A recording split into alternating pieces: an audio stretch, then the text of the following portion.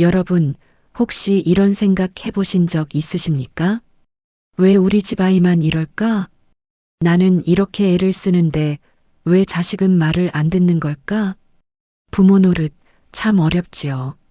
밤새 뒤척이며 자식 걱정하고 아침에 눈 뜨면 또 자식 생각. 그런데 말입니다. 세상에는 참 신기한 집들이 있습니다.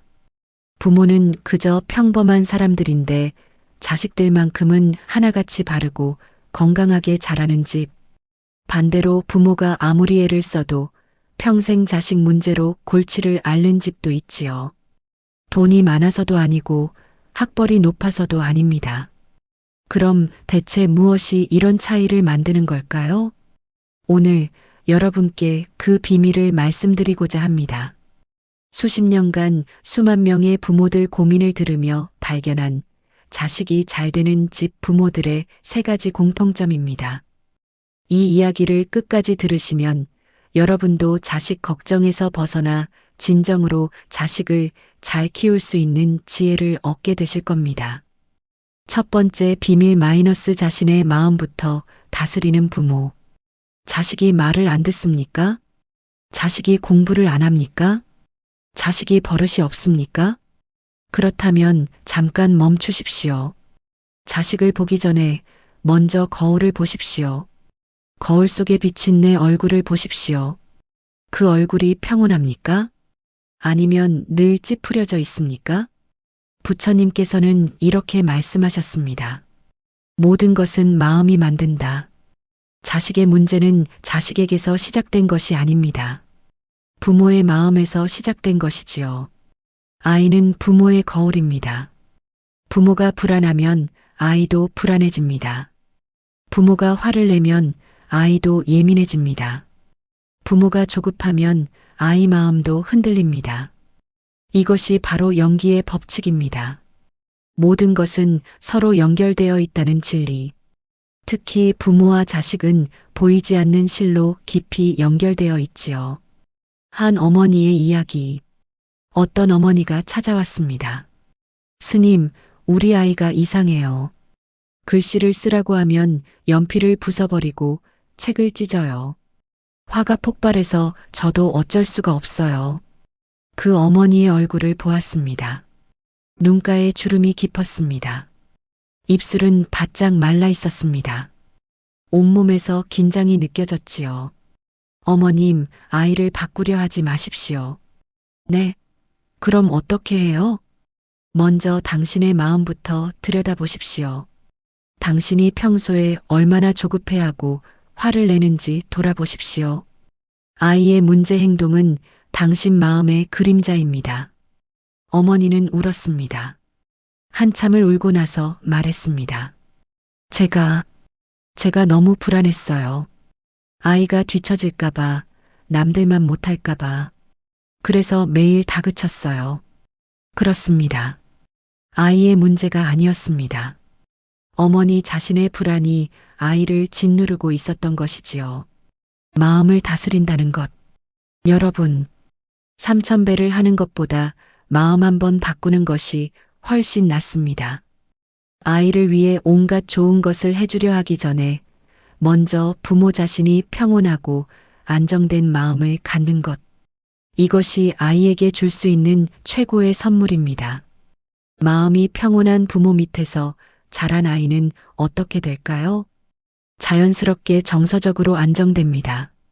삶의 중심을 배웁니다. 어떤 어려움 앞에서도 흔들리지 않는 내면의 힘을 갖게 됩니다. 반대로 부모가 늘 짜증내고 불평하는 모습을 보며 자란 아이는 어떻게 될까요? 평생 불만과 원망 속에서 살아갑니다. 어떤 상황에서도 만족하지 못하고 늘 누군가를 탓하며 삽니다. 자신의 감정조차 제대로 다스리지 못하는 사람이 됩니다. 부모의 상처가 자식에게 흐른다. 우리는 모두 상처를 가지고 있습니다. 어린 시절 부모로부터 받은 상처, 살아오면서 세상으로부터 받은 상처, 그 상처가 아물지 않은 채 우리는 부모가 됩니다. 그리고 자신도 모르게 그 상처를 자식에게 물려줍니다. 내가 받았던 차가운 말을 나도 모르게 자식에게 합니다. 내가 받았던 비교와 질책을 나도 모르게 자식에게 합니다. 이것이 업의 흐름입니다. 끊어내지 않으면 대대로 이어지는 고통의 사슬이지요. 그러니 자식을 사랑한다면 먼저 자신부터 치유하십시오. 자신의 상처를 들여다보십시오. 자신의 불안을 인정하십시오. 자신의 욕심을 내려놓으십시오. 그것이 바로 수행입니다. 절에 와서 절을 하는 것만이 수행이 아닙니다. 내 마음의 어둠을 비추고 그것을 조금씩 밝혀가는 것이 진짜 수행입니다. 오늘부터 실천할 수 있는 것. 아침에 일어나면 거울을 보십시오. 거울 속의 내 얼굴에게 물어보십시오. 오늘 내 마음은 평온한가? 아이를 대할 때 나는 어떤 마음이었나?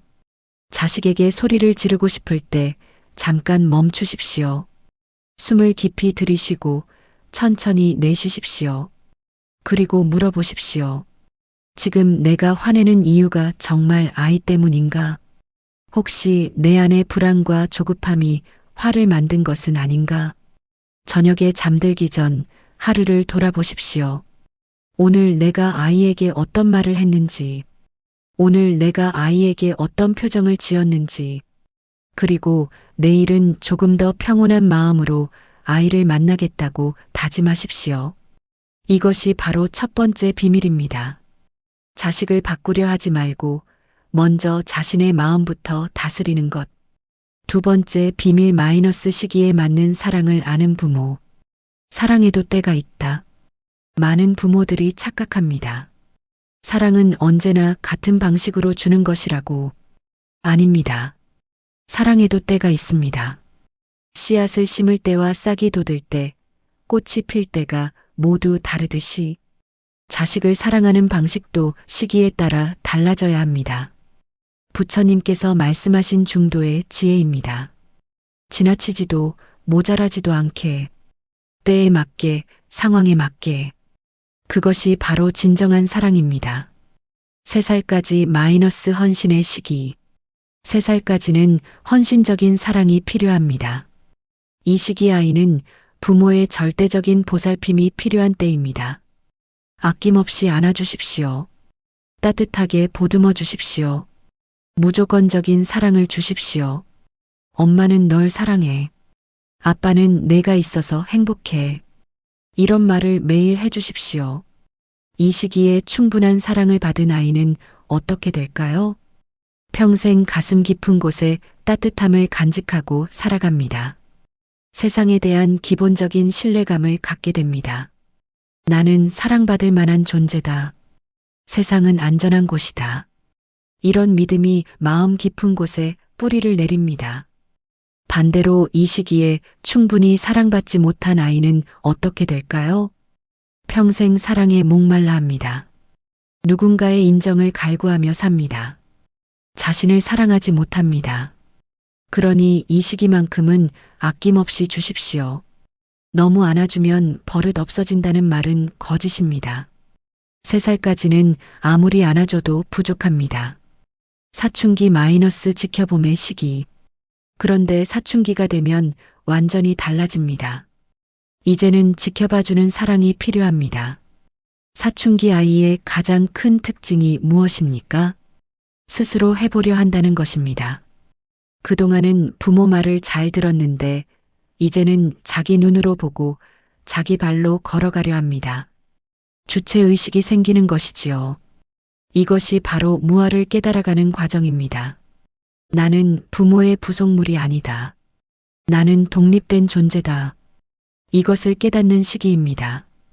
부모가 뜨겁다, 만지지 마라 하면 한번 만져보고 싶어 합니다. 그래서 뜨거워하면서도 그것을 통해 배우는 것입니다. 부모가 공부해라 하면 왜 해야 하는지 모르겠다며 반항합니다. 부모가 일찍 자라 하면 내가 언제 잘지는 내가 정한다고 맞섭니다. 이럴 때 많은 부모들이 당황합니다. 우리 아이가 갑자기 왜 이럴까? 예전에는 말을 잘 들었는데. 그래서 더 강하게 통제하려 듭니다. 하지만 이것은 완전히 잘못된 것입니다. 한 어머니의 고민. 어떤 어머니가 찾아왔습니다. 중학생 아들이 게임만 하고 공부를 안 해요.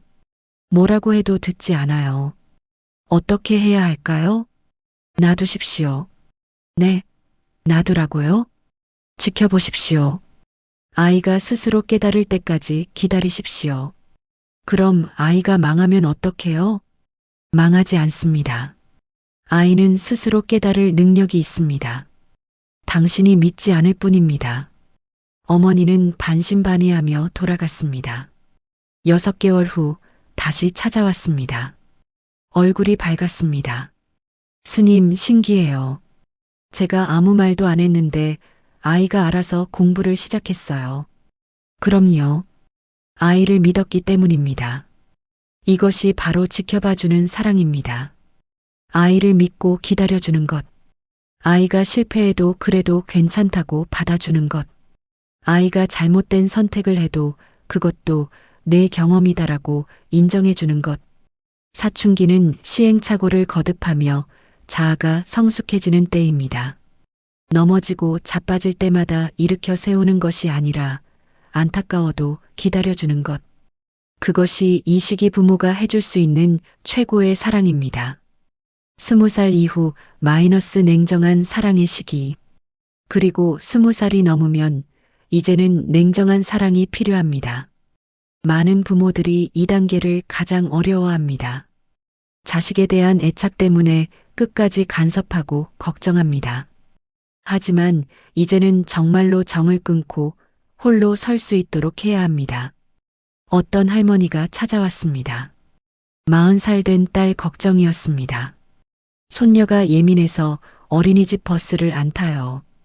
딸이 매일 차로 데려다 주는데 직장 다니는 딸이 너무 고생해서 마음이 아파요. 할머님, 딸이 40살인데 무슨 걱정입니까? 그래도 제 딸인데. 할머님은 지금 40살 된 딸을 5살 어린애로 보고 계십니다. 40살이면 자기 일은 알아서 할 나이입니다. 그런 걱정은 감정 낭비일 뿐입니다. 자식 걱정은 감정 낭비입니다. 특히 성인이 된 자식에 대한 걱정은 더욱 그렇습니다. 이제는 졸업할 때입니다. 부모 노릇에도 졸업이 있습니다. 언제까지나 부모 노릇을 하려 해서는 안 됩니다. 성인이 된 자식이 독립적으로 살아갈 수 있도록 밀어내는 것. 이것이야말로 진정한 사랑입니다. 의대생 아들의 이야기. 어떤 아버지가 찾아왔습니다. 의대에 다니던 아들이 갑자기 음악을 하겠다고 그만두려고 해요. 어떻게 말려야 할까요? 말리지 마십시오. 네. 하지만 음악으로는 먹고 살기 어렵지 않습니까? 그것은 아들이 감당할 몫입니다. 부모가 걱정할 일이 아닙니다. 아들을 믿으십시오. 하지만 아버님, 아들의 선택을 존중하십시오. 아들이 진정 원하는 것이 음악이라면 그 길을 지지해 주십시오. 부모의 욕심으로 아들의 인생을 망치지 마십시오. 시기에 맞지 않는 사랑은 사랑이 아니라 독이 됩니다. 커서도 어린아이 다루듯 하면 아이는 자립심을 잃습니다. 어릴 때 충분히 사랑받지 못한 아이는 평생 사랑에 목말라 합니다.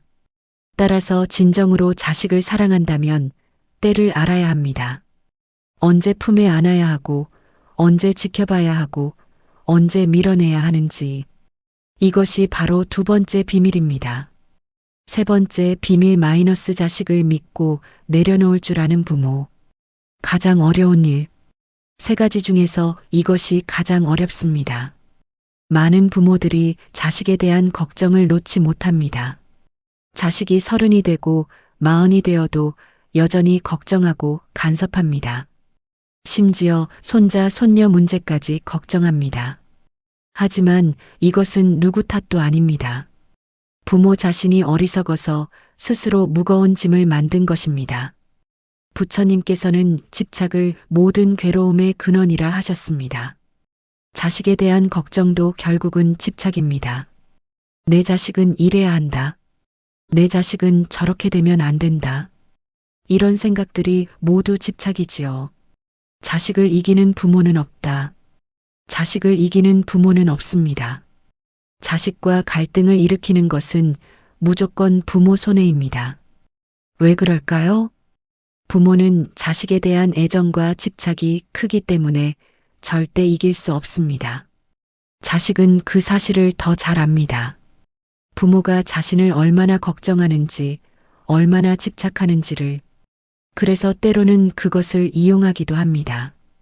부모가 더 많이 걱정할수록 자식은 더 큰 힘을 갖게 됩니다. 역설적이지요? 부모가 자식을 통제하려 할수록 자식은 더 많은 힘을 갖게 되는 것입니다. 믿음이란 무엇인가?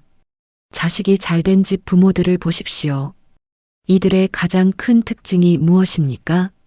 자식을 믿는다는 것입니다. 자식이 스스로 알아서 살아갈 수 있다고 믿습니다. 물론 때로는 실수할 수도 있고 넘어질 수도 있지만 그것 또한 자식이 성장하는 과정이라고 받아들입니다.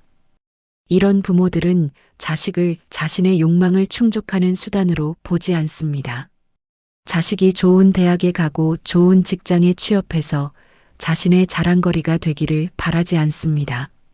오직 자식이 행복하기를 바랄 뿐입니다.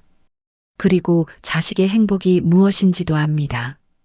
그것은 부모가 원하는 삶이 아니라 자식 자신이 원하는 삶을 사는 것입니다.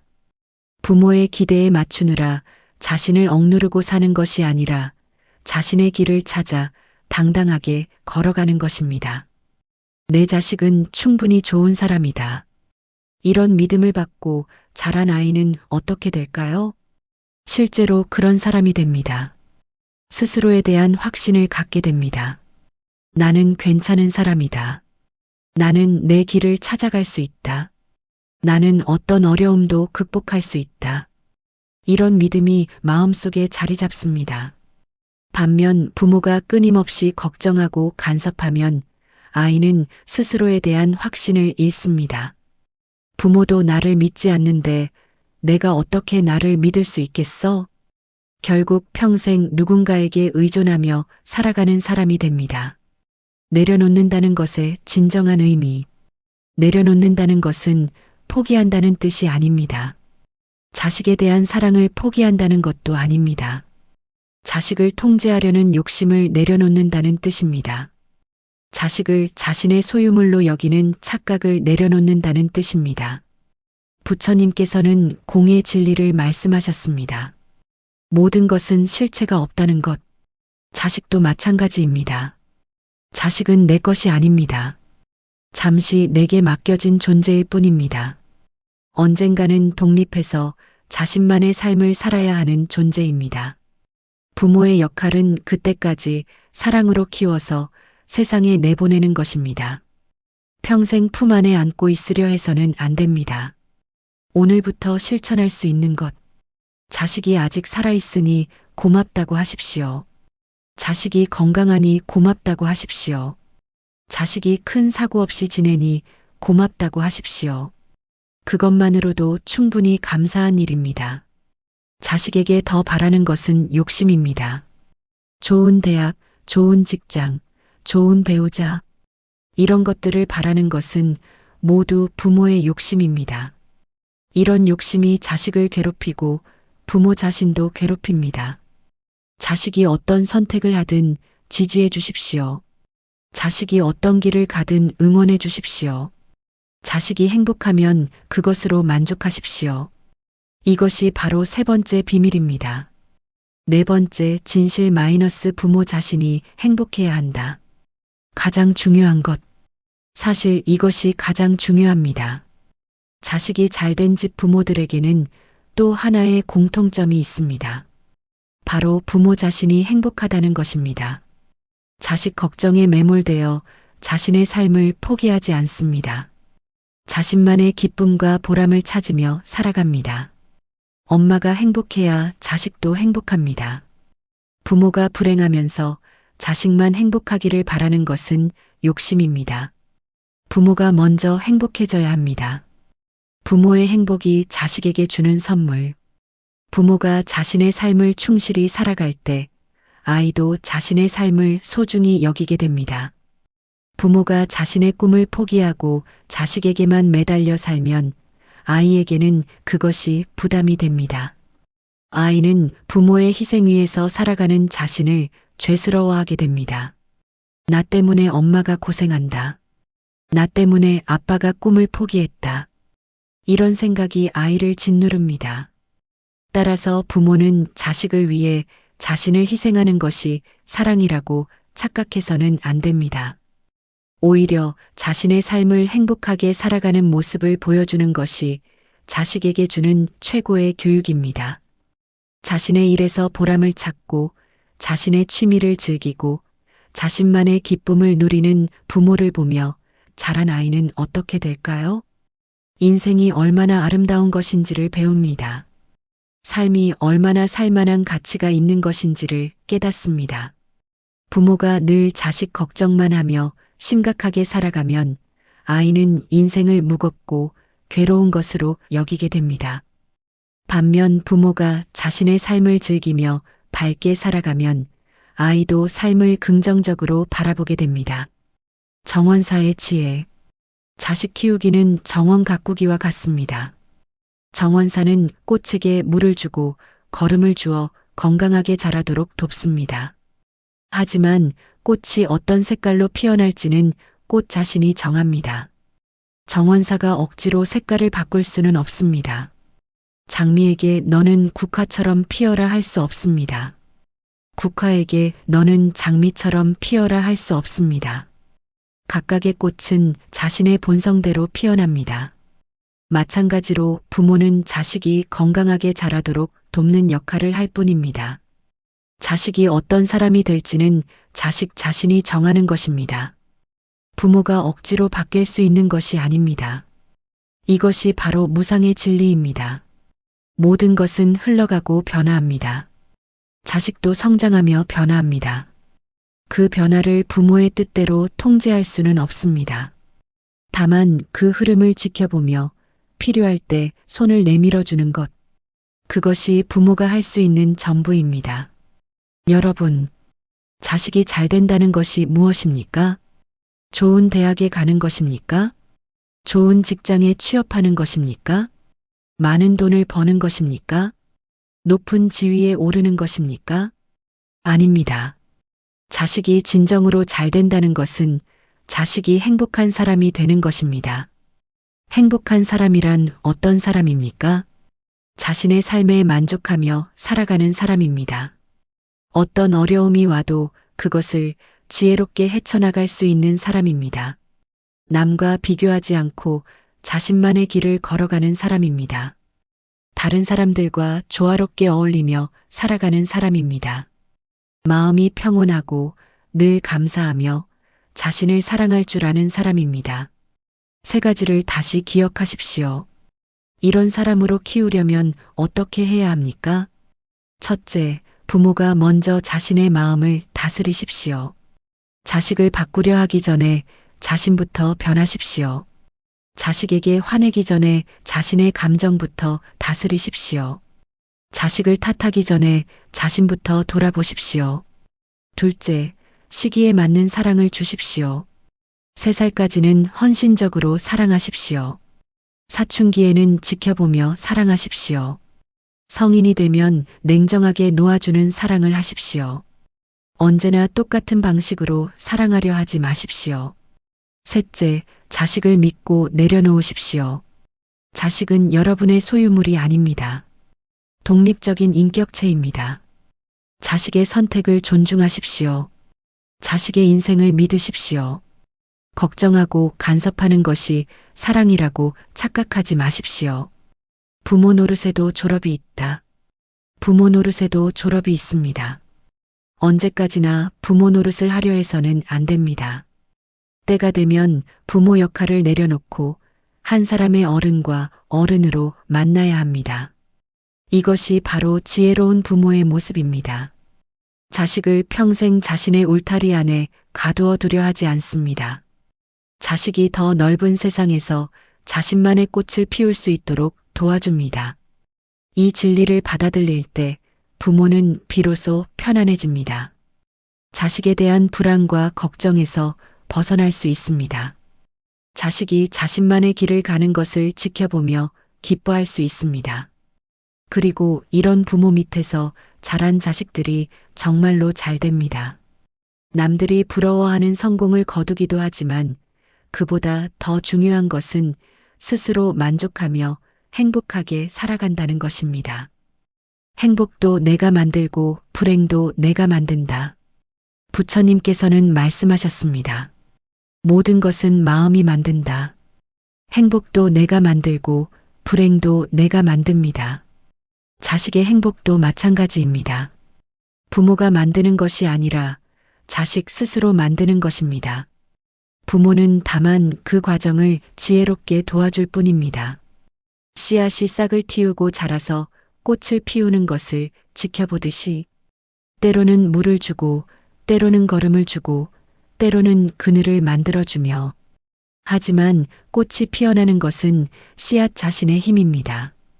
정원사가 아무리 애를 써도 씨앗에 생명력이 없으면 꽃은 피지 않습니다. 반대로 씨앗에 생명력이 있으면 척박한 땅에서도 꽃은 피어납니다. 자식도 마찬가지입니다. 자식 안에는 이미 꽃을 피울 힘이 있습니다. 부모는 그것을 믿고 기다려주면 됩니다. 오늘부터라도 늦지 않습니다. 부모 여러분, 오늘부터라도 늦지 않습니다. 먼저 자신의 마음부터 다스리십시오. 자식의 성장 단계에 맞는 사랑을 주십시오. 그리고 자식을 믿고 내려놓을 줄 아십시오. 그러면 여러분의 자식도 반드시 잘 될 것입니다. 아니, 정확하게 말하면 자식은 이미 잘 되어 가고 있는 것입니다. 다만 부모가 그것을 보지 못하고 있을 뿐입니다. 부모의 걱정과 불안이 눈을 가리고 있을 뿐입니다. 그 걱정을 내려놓으십시오. 그 불안을 놓아버리십시오. 그러면 보입니다.